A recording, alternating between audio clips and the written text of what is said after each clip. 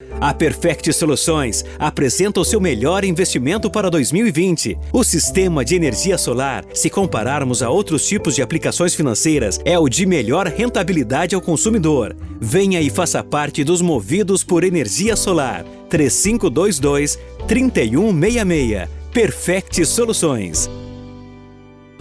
Já recebemos alguns questionamentos sobre vans escolares, ônibus. Muitas vezes os pais se preocupam e pensam, mas qual é o transporte e como ver se esse transporte está certo? Aspirante Danderfer, o que dá para passar de orientação aos pais sobre cuidados com vans e ônibus escolares?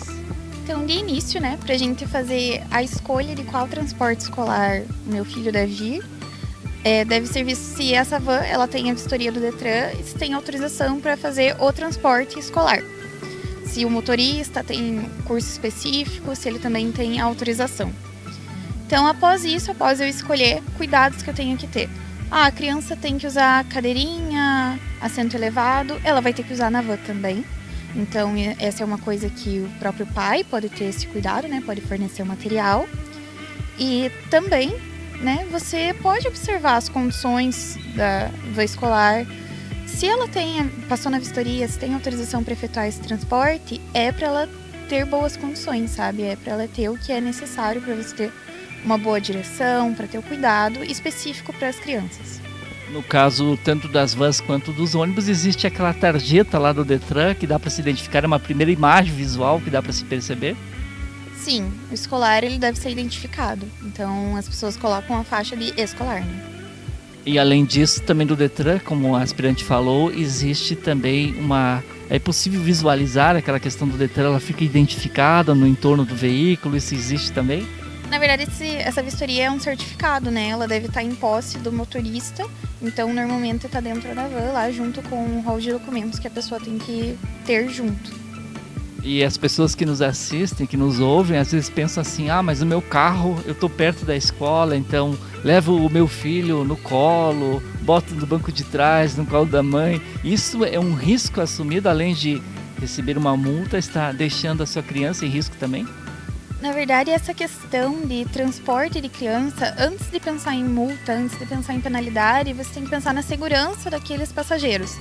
Então, quando uma pessoa ela vai solta dentro de um veículo, ela não oferece risco só para ela, oferece risco também para as outras pessoas que estão dentro daquele veículo, no caso de uma colisão, E os tamanhos diferentes, então o bebê conforto, a cadeirinha e o assento elevado, eles são específicos para que aquela pessoa esteja segura, para que aquela criança ela esteja segura dentro do veículo. Então, a posição do cinto de segurança, questão de frenagem brusca, tudo isso, esses aparelhos que são utilizados para elas, é para a segurança delas mesmo. E aí a gente pensa numa outra situação, nós falamos e focamos na questão privada, que são as vans que se contratam, que estão prestando serviço aos pais e levando tanto a escolas particulares como a públicas, mas por outro lado também existe o transporte público, que são os ônibus, uma criança no ônibus. Existe alguma diferença ou esses ônibus eles têm que ser adaptados? Isso a gente levando em conta o que a lei prevê, aspirante. Para o transporte escolar é a mesma situação. Então, o que eu expliquei da van escolar para o transporte público, específico do transporte escolar é igual. O que vai mudar é transporte público urbano de cidade, Daí você não vai ter obrigatoriedade de andar numa cadeirinha, de ser feito um transporte assim. Porque não tem nem como fixar, muitas vezes, o assento, E aí os pais que têm alguma dúvida, que têm algum questionamento, pode procurar tanto a Polícia Militar para um esclarecimento, até porque muitas vezes a gente vê a Polícia Militar simplesmente aquele cidadão, aquele servidor que está com uma caneta pronto para multar, mas isso é apenas parte quando a gente transgride a lei. No mais, também está pronto para orientar, que é o caso do setor de trânsito aqui de União da Vitória, mas que também os policiais onde não tem o setor de trânsito, eles estão aptos a orientar os pais, a tirar dúvidas e permanecendo alguma irregularidade, os pais também podem procurar a promotoria pública. O que é o aconselhamento do 27º Batalhão nesse sentido?